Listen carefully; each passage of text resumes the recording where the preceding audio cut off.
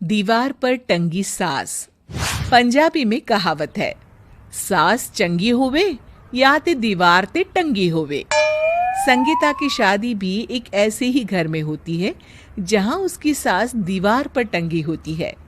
ससुर और पति शादी के पहले दिन उसे सास के फोटो के सामने ले जाते हैं, जहां ससुर जी कहते हैं, बेटा बेटा संगीता, ये तुम्हारी सास थी, बहुत नेक और भली, लेकिन थोड़ी गुस्सैल थी। गुस्सा आने पर सब तहस नहस कर देती थी, पर अब ये इस दुनिया में नहीं है। हाँ संगीता, माँ होती तो तुम इनकी कोई बात टाल नहीं सकती थी, वरना तो माँ घर में भूचाल ले आती। संगीता मन में खुश होती है कि अच्छा है कि ऐसी औरत अब इस घर में नहीं है, लेकिन दिखावे के लिए वो जैसे ही सास की फोटो के सामने हाथ जोड़कर खड़ी होती है, ये क्या? सास उसे देखकर मुस्कुराने लगी। संगीता आंखों को मलकर एक बार फिर से देखती है, लेकिन फिर सास के चेहरे का भाव, भंगिमा यानी एक्सप्रेशन बिल्कुल बदले होते हैं। वो अपने पति और ससुर को कहती है, माँ की तस्वीर तो स्माइल कर रही है। ना ना बेटी, ये कैसे संभव है? जरूर तुम्हें कोई गलती हुई होगी, ऐसा कैसे हो सकता है? लगता है तुम शादी की सारी फॉर्मेलिटी करते करते थक गई हो, तुम्हें आराम की जरूरत है संगीता। खैर, सारे संगीता की बात को इग्नोर कर कमरे में चले जाते हैं। वैसे सास की फोटो पर एक्सप्रेशन एक के बाद एक बदलते ही रहते हैं। सुबह होती है, पति और ससुर को काम पर भेजकर संगीता कमरे की सफाई करने में लग जाती है कि तभी उसे आवाज आती है, टेबल ठीक से साफ करो। ऐसे भी कोई टेबल साफ करता है? इससे अच्छा तो ये गंदा ही था। किसी औरत की आवाज सुन संगीता दंग रह जाती है और सोचने लगती है कि आवाज कहाँ से आई।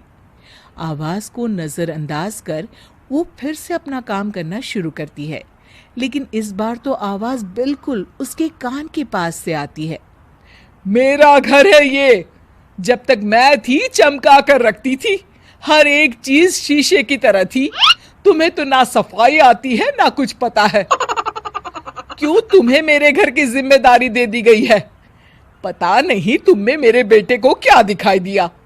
मैं होती तो एक से बढ़कर एक लड़कियों की लाइन लगा देती। अब संगीता को समझने में देर नहीं लगी कि ये आवाज किसी और की नहीं बल्कि उसकी सास की है, जो दीवार पर टंगी है। वो उसके पास जाती है और कहती है, नमस्ते सासू माँ, मुझे तो कल ही लग रहा था कि दीवार में कुछ काला है। वो दीवार नहीं, दाल होती है पगली। सही पकड़े हैं सासू माँ। तो क्या हो गया आपको जो आप यहाँ भी चैन से नहीं बैठी हैं? सुना मैंने आपका व्यवहार काफी गुस्से वाला था। चुप रह तू, ज्यादा बकर बकर ना कर। घर का काम करना तो आता नहीं, आई है मुझसे बहस करने। हाँ देखिए सासू माँ, मैं आपसे साफ साफ कह देती हूँ, मुझसे पंगा लेने की कोशिश मत करिएगा। तभी पीछे से संगीता का पति आता है। अरे संगीता, किससे बात कर रही हो? कौन है वहां? संगीता की सास की फोटो फिर से पहले जैसी हो जाती है।